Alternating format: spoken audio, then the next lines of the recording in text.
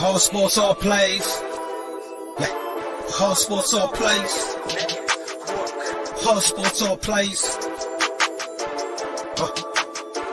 365, we making up plays. You talking the game, get you to the days. We're high in the court, the dime in the lane. Variety topics, living the same. All presentation, sports information. In the airways, taking the nation. All sport, all plays, like working your faces. Grace at the field, so tie the laces. All sports, all plays.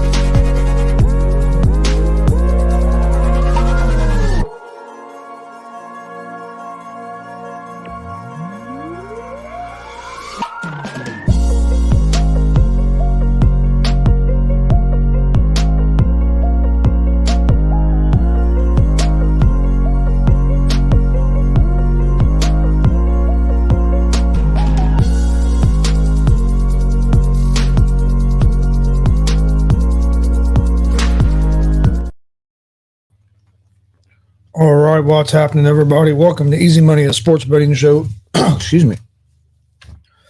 Tuesday, September 19th, 2023. I'm Chris Gonzalez, joined by Tony Gonzalez. How's it going? Not too bad. Terrible on my picks last night. I didn't have a real good day yesterday on picks either. And then the Monday night football games really wasn't very exciting. No.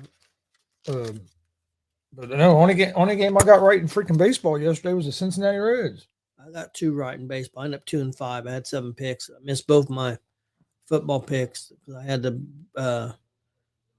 Browns and they lost. I had the Saints -3, so I guess I ended up a push. Oh yeah, I didn't realize it's. I didn't. Even, what was the score of that game? 2017, I believe, wasn't it? I know Saints won by 3. So that was a push. So only 2 I got right. I got Seattle and San Diego right. Missed the Brewers, missed the Braves, missed the Marlins. Yeah, I was 1-3 in baseball. I guess 0-1 in football. I didn't realize the Saints was a push. Yeah. So really, I was 2-4 because of push with the Browns. So I was. I mean, with the Saints. Yeah, so I was 1-4. I was 2-4. Because baseball is 1-3, and NFL, I think I made the 2 picks, and one of them was a push. So so I was 1-4. Reds got a good victory yesterday. Connor Phillips had a real good start. Pitched very well. That was nice to see. And they are tied for the 3rd position. He pitched pretty good in his other starts. Yeah, Other starts. I know his ERA was high, but some of that was manually been too long when he should already been taken out.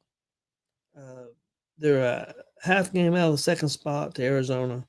They're tied for the 3rd spot with Chicago, and Miami's a half game behind Cincinnati and Chicago. So, and San Francisco's 2 games back of that. So,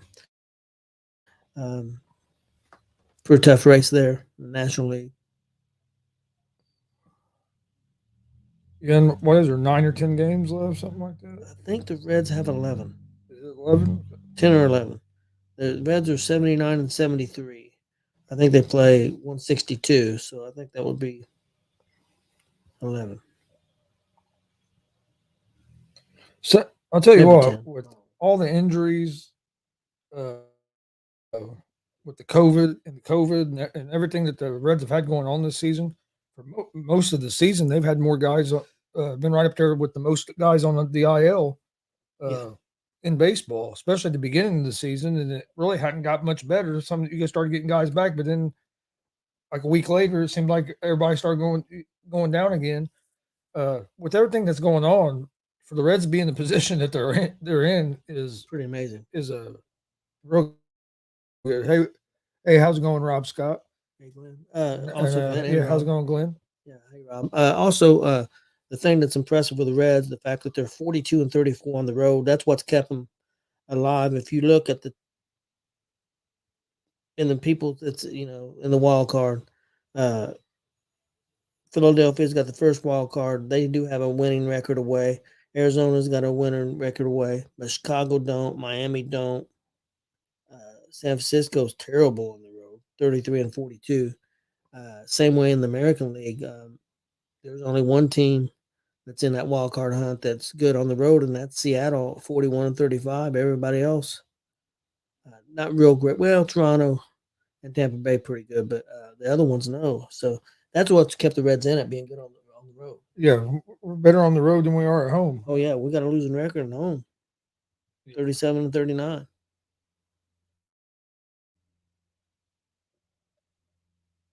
They've been better.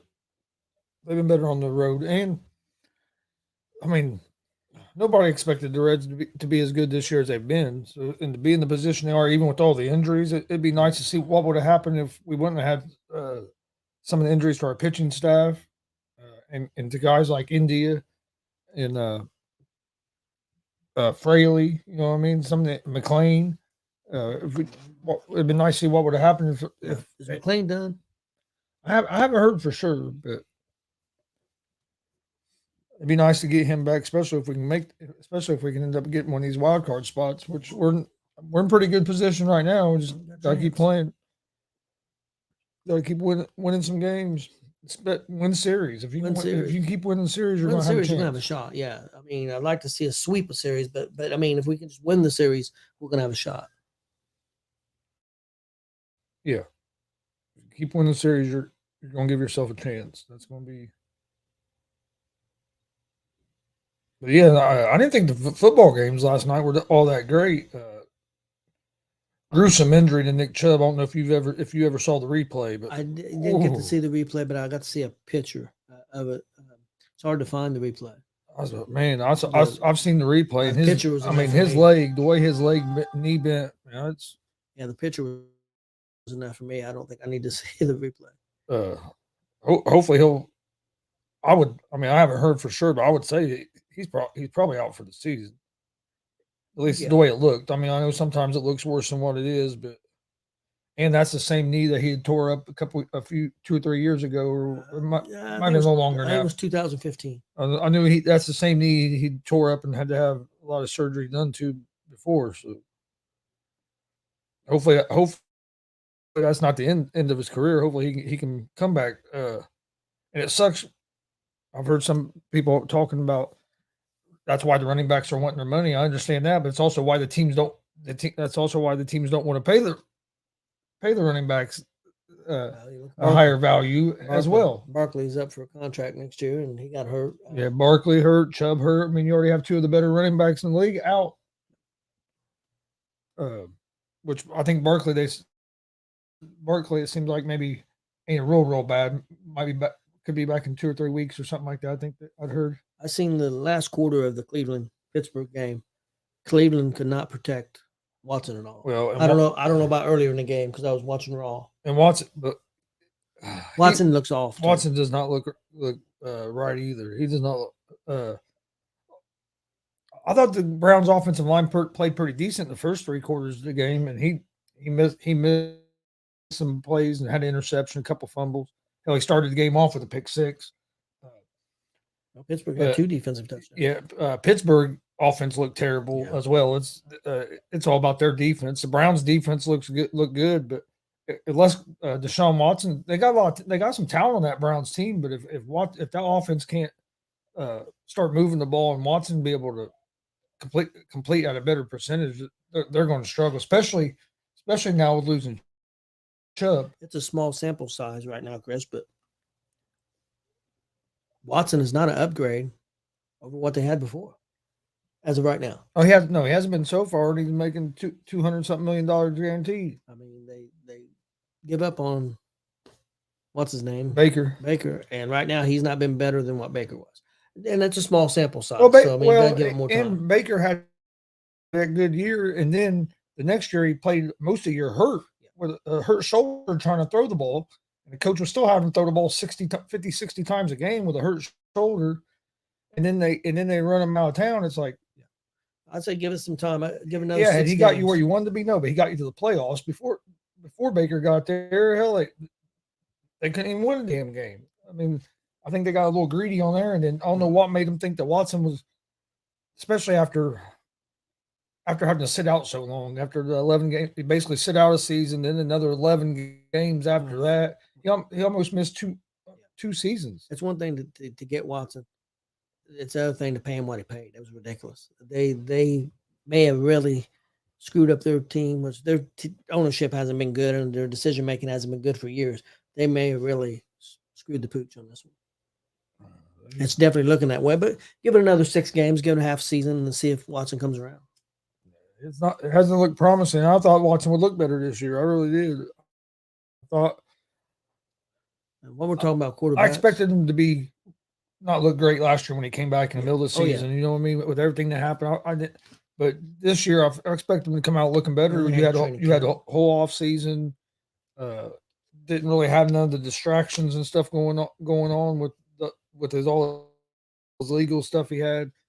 So I thought this would be the year. Hey, okay, he's going to look more like Deshaun Watson, but he hasn't looked even close to the guy that he looked like when he was in Houston. No, not even close. Talking about quarterbacks, what's the problem with Fields and the Bears? I don't know. I think it's a combination of play calling and a combination of Fields. I don't think Fields has progressed like everybody thought he was going to.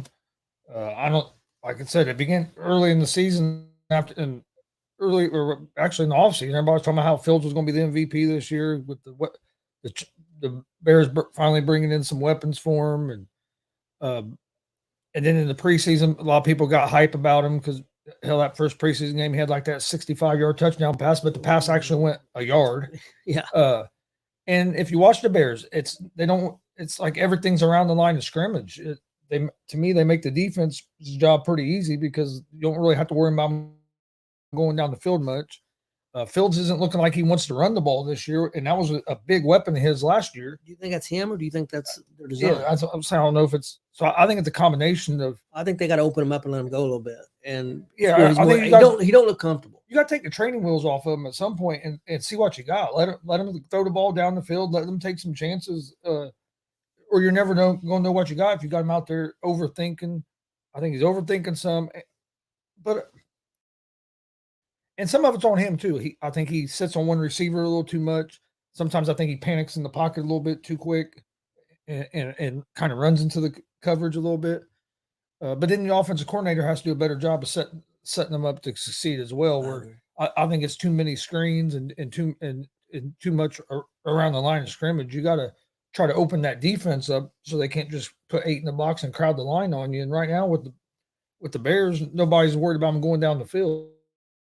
And until you change that, it's going to make it hard for your offense. Same thing with Pittsburgh last night, even that first game. A lot of their stuff everything's right by the line of scrimmage, and you're making the defense's job a lot easier.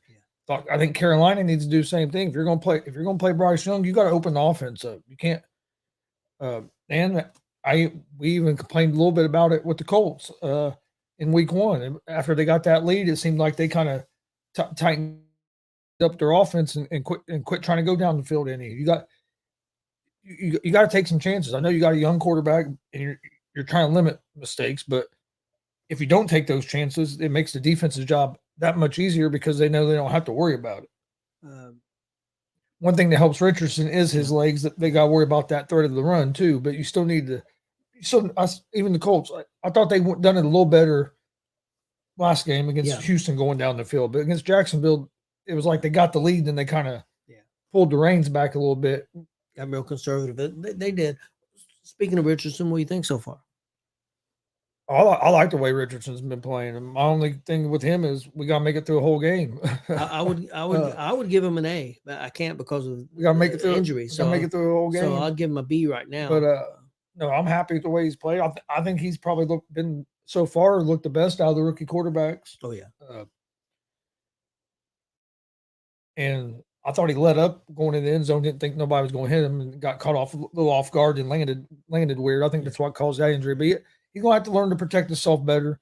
But no, I like what he's doing. I want to see the Colts keep opening that playbook up more as the season goes on. If he makes some mistakes, he makes mistakes. But that's the only way he's going to learn and be able to see stuff is by doing it. But no, I'm happy with the way he's looked. I was real happy with our backup too. Minshew came in. Minshew came in, played well. Really good. I thought the Colts defense looked real good. I know they're in the fourth quarter. Houston scored some points, but Colts wasn't playing the same intensity of defense as they were earlier in the game. I hate when teams do that, so I'm not using that as an excuse. I'm just saying that when they were playing, they dominated that. Well, the first game defense dominated that game pretty well. First game we played real good defense, and I know people say how you give up 31 points, but we give up 14 points in the fourth quarter, and our team got tired because our offense wasn't moving the ball at all. But I think our defense is pretty solid. I did want to talk about a couple other quarterbacks just real quick. What do you think of Carr of New Orleans, 2-0, and what do you think of Baker, Tampa Bay, 2-0? Their teams didn't want him no more. Get rid of him, and here they are. No, it's early, but they've got early success. Well, with Carr, I thought the Raiders made a mistake, but I didn't understand. I guess him and that coach just don't get along. The only thing I can think of, McDaniels must not cared for him because Carr had been a good quarterback for the Raiders. Most of the problem with the Raiders when Carr was there was on the defensive side of the ball. They could score 28, 30 points and still lose. I think that Saints team has the ability to be a pretty good team if they can get their offense going a little bit better. They disappoint me on offense a little bit. I thought they'd be able to score more last night against the Panthers. Panthers do have a pretty good defense, though, so I mean, you got to keep that in mind. But Saints have a lot of weapons on the offensive side, especially when they get Kamara back here in a couple weeks. That Olave's been looking good, and that Shaheed caught that deep pass. I think you're going to see Carr get more comfortable in that system too as the season goes on. So I expect their offense to start picking it up a little bit more. But they have a real good defense. I think that Saints team. I'm not saying they're a Super Bowl team, but I think they could be a dangerous team just because they can keep games close with that defense, and then they have potential on offense if they can put it all together. I think they could definitely be a playoff team, and I think they could be a dark horse. I mean, they could be, like you said, if Carr gets the offense together with their defense, they could be a surprise team. Not saying they're going to go. I would have them as the favorites to win that division right now. I know you have Tampa at 2-0. Falcons are also in that division at 2-0. Who would have thought that right now? But the 3 teams would be all 2-0. But even out of them 3 teams, I would give the Saints a little bit of advantage because of Carr at quarterback. I think he has the most experience out of them quarterbacks, and has proven to be the better quarterback out of them 3 so far in his NFL career. And then that Saints defense is tough. But with the Falcons, if Desmond Ridder can pick it up, if they can pick their passing game up a little bit, they're going to be a tough team because they got a great run game and they got a pretty feisty defense that keeps them in games. So they kind of remind me of Detroit last year. So far, what their team does. We'll see how that pans out. And then Baker's played well so far. He's played better than I expected. I'd like to see him keep playing well. I was a big Baker fan coming in to the league, and then after he got hurt in Cleveland, and then left Cleveland last year, he just couldn't really. I mean, he had a good game here and there, but here so far he's put together a couple decent games in a row to start the season there in Tampa. And finally found the right system. Tampa has some weapons on offense, so I mean, if that defense can hold up, and Baker just don't make the big mistakes, especially in that division where we don't think it's going to be a great division, even though you have the 3 teams that started out 2-0, but even though I mean, don't think that's a real strong division. So I mean, Tampa could be right there, especially in that division. I don't expect Tampa to be like maybe a fringe playoff team if they can win that division. Would probably be my ceiling for them right now. Yeah. But they've got off to a good start. I mean, you got them teams at 2-0, and then you take a look around. You got the Chargers and the Bengals, both at 0-2. And I never would have thought either one of them teams would have been 0-2. Especially the Bengals. But if you look, hell, the Bengals or Joe Burrow's only won like 1 game in the first couple weeks of the season. So, I mean, they're kind of starting out like usual. Yeah, and I'm a little worried about his injury. We'll see. I don't think he's 100%. Have you heard anything about Richardson? No, I haven't.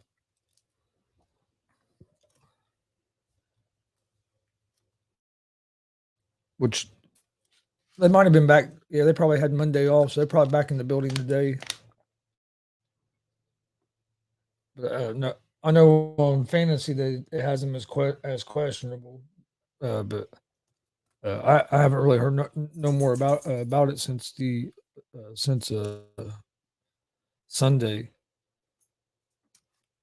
Let's see here. Get back to the right page.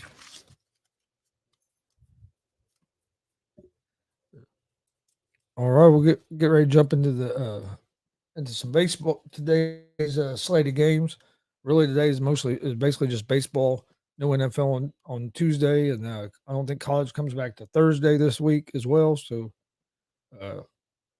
here before too long, we should start getting some of the MAC games on Tuesday nights. Yeah, Glenn said we should know new news by Thursday. I figured tomorrow or Thursday we'll start hearing a little bit more about him. But yeah, I hadn't heard much really mentioned about him yet. I think he'll be all right. I mean, if anything, he might miss this week, but I don't even think he'll miss this week. I think he'll be back. Of course, he's got to clear the protocol, but they say he's feeling good and he's clear-minded and feels great. So, but again, he's got to pass that protocol. I think he'll play this week. I think it was more of the whip flash, and that's how he got this concussion. And you hear concussion a lot, and it can scare you like that. But there's so many different degrees of a concussion too. I mean, and they can all affect you differently as well. So If Richardson plays, do you think Baltimore will bring the blitz, go after him? I think they will some. That's going to be an interesting game. Ravens have looked pretty. Didn't look great their first game. I thought they looked a little bit better their second game against the Bengals. Yep. Be good to me. It's going to be a good test to see where the Colts are at, because I think the Colts are better than what people think. I mean, that Jacksonville team is not a bad team, and we had the lead with 6 minutes left in the game and kind of let that one go. Yep. And we saw what the Jags did with the Chiefs. Jags had chances to win that game. So I mean, I think the Colts have the ability to be a better team than what a lot of people. The offensive line has played decent so far, so if we can continue that, we got a solid defense, and the offense hopefully will get better as it goes. So we'll see. But You would think it'd get stronger as it goes. yeah, that's the one thing that still worries me about the Colts is receiving position. Yeah, one thing that I did like was Granderson, tight end. I thought he looked pretty good. Yeah, no, yeah, he's been pretty good, but we got to get a couple of these receivers going to step up and be able to make some plays. Yeah, I think Downs shows some promise, but he's a young rookie, so. Yeah, no, yeah, I think he's played pretty well so far. Pittman hasn't been bad, but Pittman's been good. But I expect a little bit more out of him. Because he's supposed to be the number one guy. I don't disagree, but if nobody else is stepping up, it makes it harder on him. Yeah, but I mean, he's not that he's played bad. He played pretty good. But it's not stepping up, Chris. Is it Pierce? Yeah, he's the one that's not stepping up at all. Yeah, but he hasn't. We hadn't had a lot of throws. He hadn't had a whole lot of targets yet, but yeah, we need him to. And it's a lot of times don't look like we're getting any separation. That's the thing. You gotta get some guys open. All right, Major League Baseball night. You got the Angels and the Rays. Will be my first game. Rays are 1.5 run favorites, minus 215 on the money line. The Angels are plus 180 on the money line. Over under for this game is set at 8 runs. The Angels are 68-82 on the season, 33-42 on the road. They will have Sandoval on the mound, who is 7-13 with a 4.48 ERA.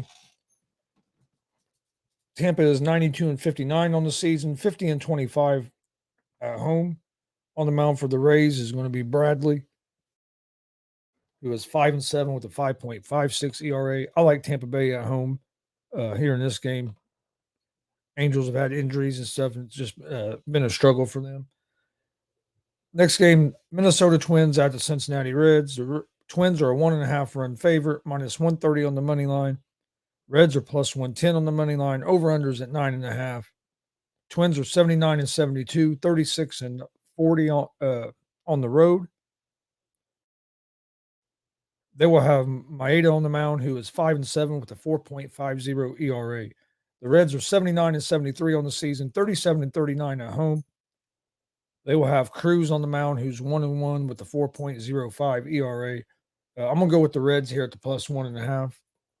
Been playing pretty good. Been playing some pretty good baseball. Won 6 of our last 8, if I remember correctly. Who's on the mound for the Reds? Cruz.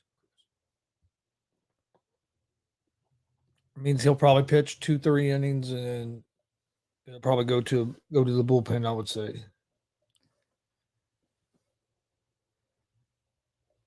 See, next game, Toronto Blue Jays at the New York Yankees. The Blue Jays are 1.5 run favorites.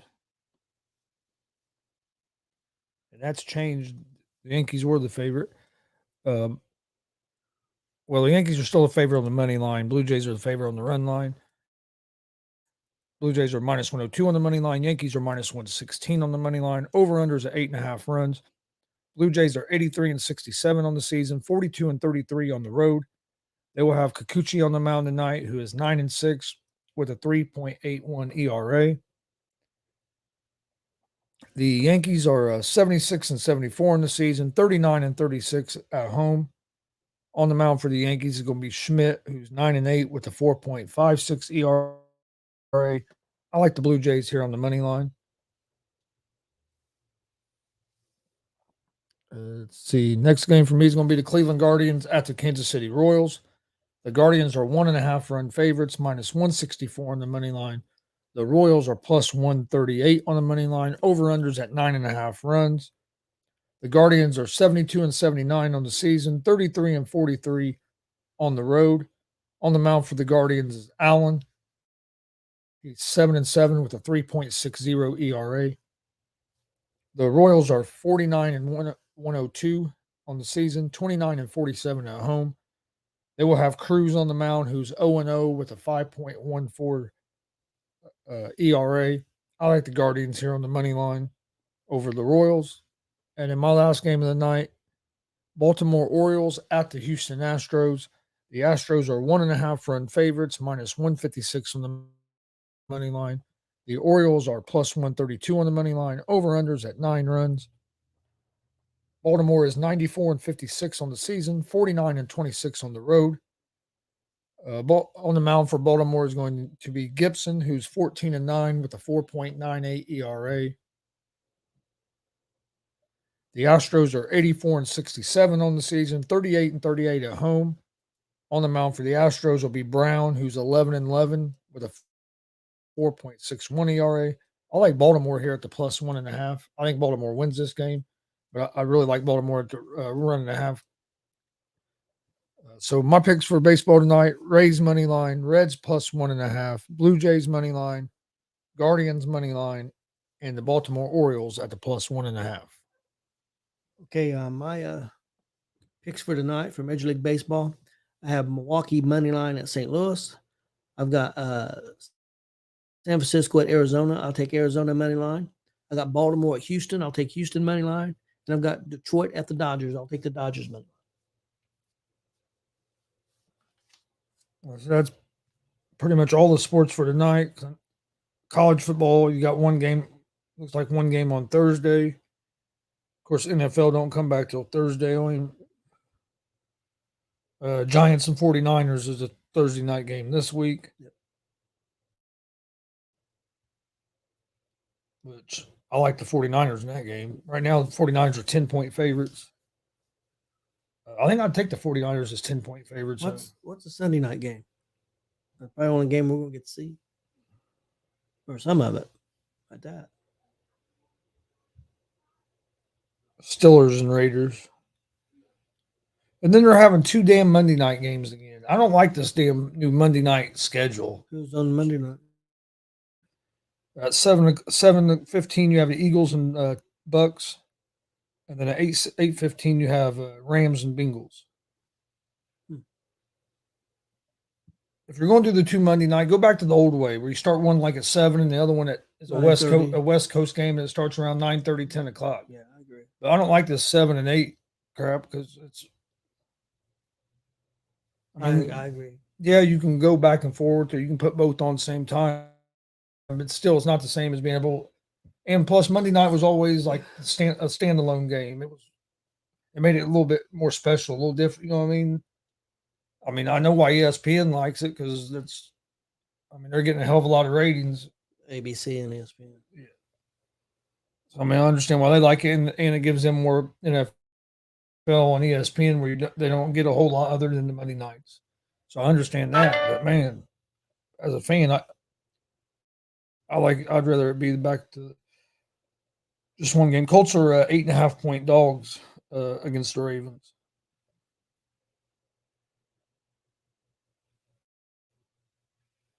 See, the Browns are 3-point favorites over the Titans. So I like the Titans in that game.